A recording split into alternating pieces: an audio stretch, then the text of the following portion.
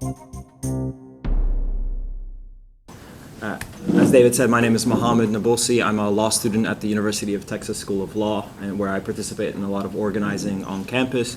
And so I'm here to speak to the experience of organizing on campus and how accusations of anti-Semitism affect our work on campus. And so before I get into it, can I get just a gauge the audience? How many of you are familiar with the campus work as it relates to Palestine activism? Familiar with the campus work as it relates to Palestine? Yeah, SJP, Students for Justice in Palestine.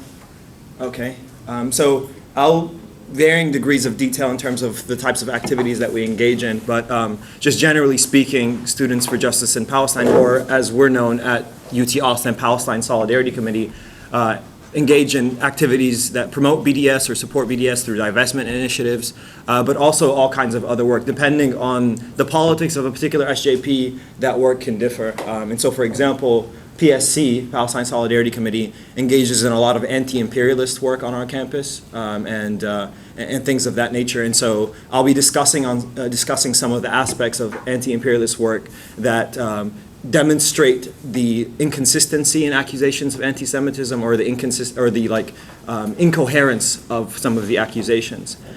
And so, again, I speak from the position of the South. I'm from Texas. So our experiences in terms of accusations of anti-Semitism differ from the East Coast or the Midwest or California. We are in a deeply conservative state. Even then, Austin is a liberal city within, it's considered a blue island within a sea of red. But even then, the conservative atmosphere really shapes the way in which accusations are levied against Palestine activists. So you'll see that in some of the things that I talk about. And so, generally speaking, we have two types of accusations of anti-Semitism that arise: public accusations of anti-Semitism and then private accusations of anti-Semitism. And each of the two work to do different things. And so, some of the public versions of anti-Semitism largely come from more of the right elements of the Zionist movement, and they're like broad, vague, general claims about us being anti-Semitic, tied to larger accusations of anti-Semitism leveled against the Palestine Solidarity movement. And so, students will write op-eds against us, accusing us of inciting violence against Jewish students. They'll accuse us of supporting the murder of Jewish people. And so, while vaguely accusing someone of being anti-Semitic because of the content of their speech is obviously a problem, it's much different for us because the way that it works within the South and the way that works for us is that it ultimately constitutes inflammatory incitement. They're labeling us as supporters of murder. I've actually been described by an Israeli professor at the university as a supporter of murderers. And then the private end of things. And this is where I think more liberal Zionists tend to navigate, especially within the South. And this is like behind closed doors. Our local Hillel, Texas Hillel, really engages in, emails or calls to the departments or calls to student organizations. So for example, Palestine Solidarity Committee has developed a strong connection with the Black student community and the larger Black Austin community because of the work we do around Black Lives Matter and police brutality and various other matters that concern students on campus, Black students on campus. And so early on, when we first started to do the Ferguson to Palestine events, our Hillel would reach out to student organizations and tell them they're worried about their affiliation with our group or our interactions with our group because of concerns for anti-Semitism broadly. Not specific instances of anti-Semitism, and this is before any event has taken place. So this is describing concerns about an event that's supposed to take place in the future. And so one specific instance, 2 years ago, we hosted a Ferguson to Palestine event. We organized it with 3 Black student groups: the Pre-Law National Black Law Student Association, the Association for Black Psychologists, and the Black Student Alliance. And unlike a lot of other campuses, our Black Student Alliance isn't very politically active, but it engages from time to time in Black issues. Well, we organized this event about 3 weeks, and 2 days before the event, we're approached by the black student organizers and say, look, we've been approached by Texas LL and they're concerned for anti-Semitism at your event.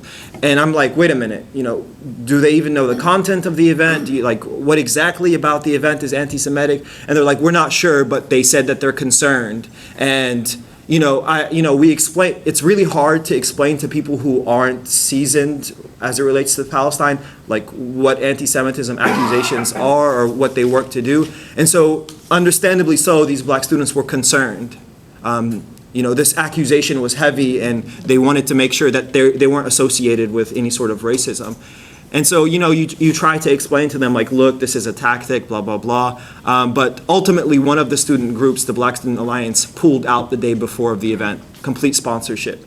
And they told us it was because of, tactical things, organizational problems. But it was clear. I mean, it was too much of a coincidence. And so, in other forms of private, we have a campus climate report system where you report hate crimes or what they describe as bias incidents.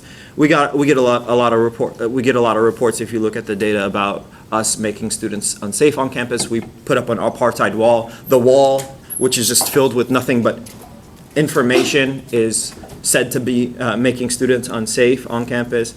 And then, the accusation of anti-Semitism is so prevalent within the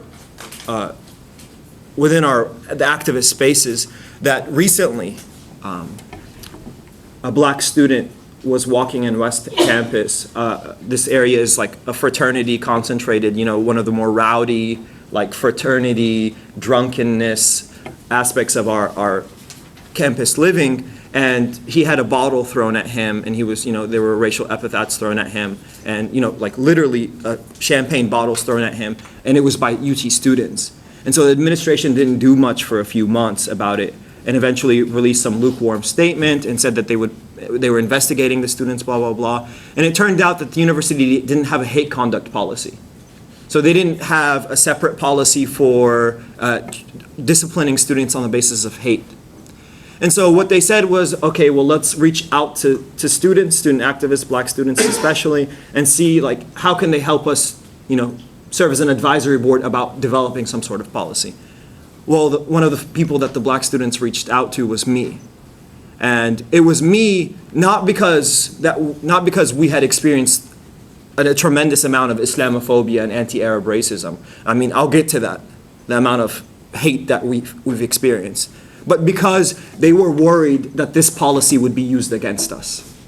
I mean, this is the extent to which these people have come to understand that the institution will mobilize even the most, righteous of, policies or measures in order to suppress our activities on campus under the guise of, or under the name of anti-Semitism. And so, just to get an idea where it is.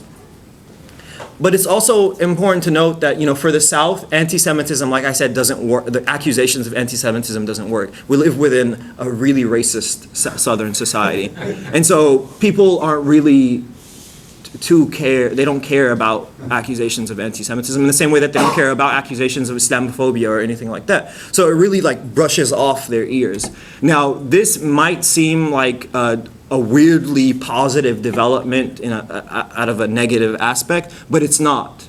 Because that means the accusations against us have to be even that higher, or that much, it has to appeal to the sensibilities of racist Southerners. So we actually face more accusations of terrorism, of being involved with terrorist activity, or sometimes people describe me as the radical jihadist communist. And I can't unpack the ideological inconsistencies there, but these are the types of things that we have to deal with. And so and this is especially levied by external groups like SJP Uncovered and Canary Mission. They took out ads against me specifically all over the Austin area, all over Facebook. You know how you see suggested posts accusing me of being a radical jihadist, accusing us of being a sleeper cell. And, the university was absolutely silent. And this was, I'm sorry, let me give you some context. We disrupted a Zionist event on our campus. And there was a video that went viral at one point. A professor called us red flags for terrorism in a statement on a university website, and this ultimately resulted in, this fallout.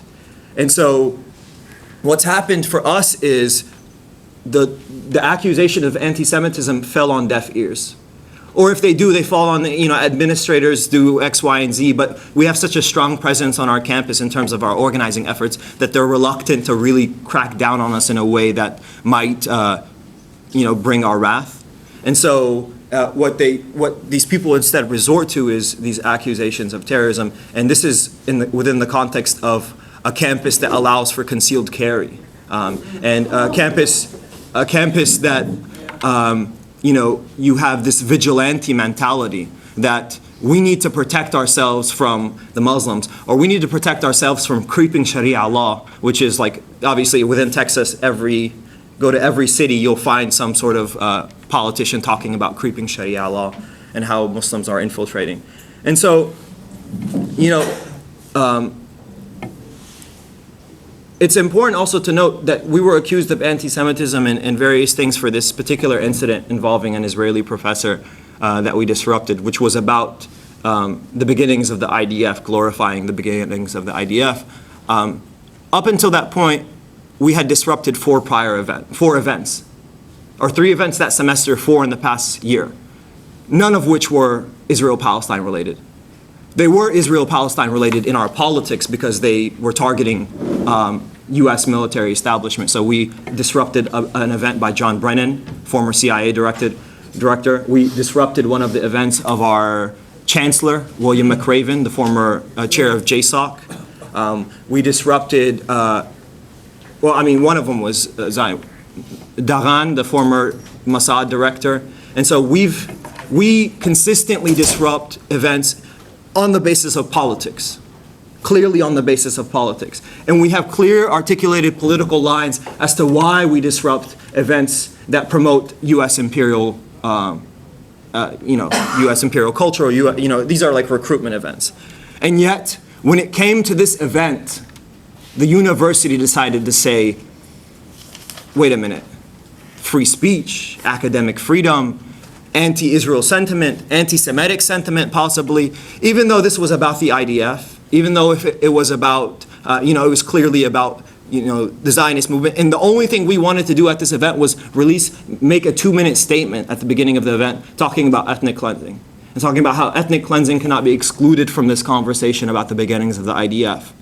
And so, and yet, obviously we experienced what we did. And so I'd be happy to open up the conversations to more to discussion later. But some of the key points that I want to put forward is part of the reasons that accusations of anti-Semitism exist, aside from the reasons that David articulated, is that they're unable.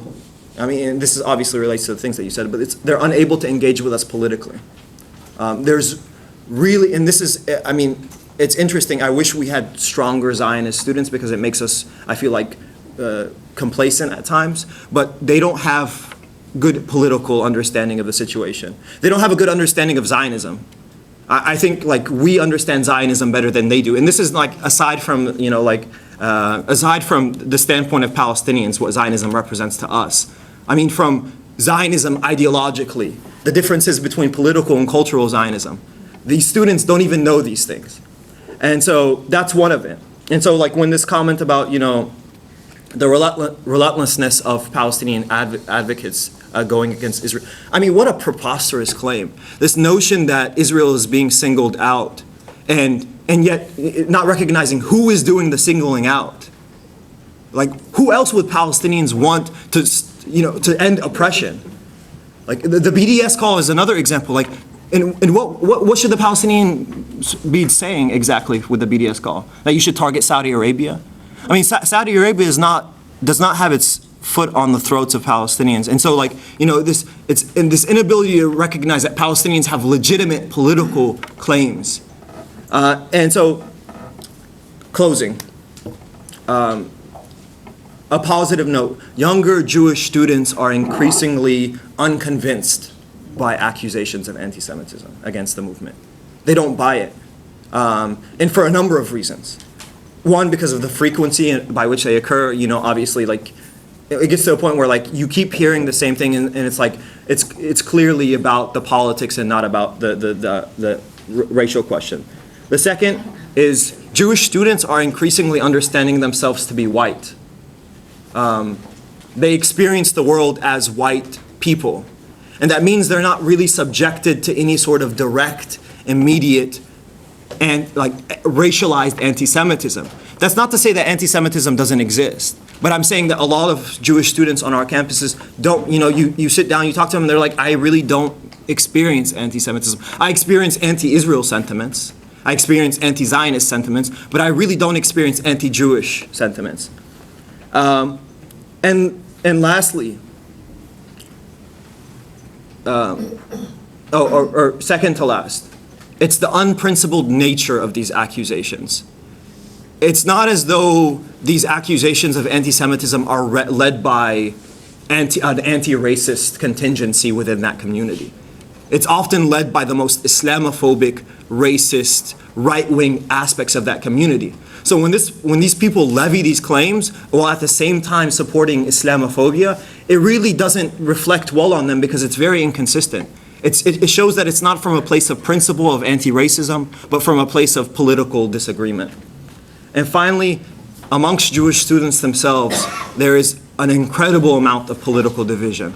Like, you have, and this has been told to me by Jewish students, they often say, for every 2 Jews, there are 3 opinions. Well, they've said this to me as they stood in front of me arguing amongst their various political positions. And I'm like, look, y'all got to sort things out before y'all can come to me with a unified point, because you'll get some who disagree with settlements, some who disagree with checkpoints, some who support settlements, some who's talking about Judea and Samaria, some who are talking about, so there's so much political division amongst that community that these claims aren't registering by the progressive ends of those communities. They don't register. And so with that, I'll close and pass it on to Lemis.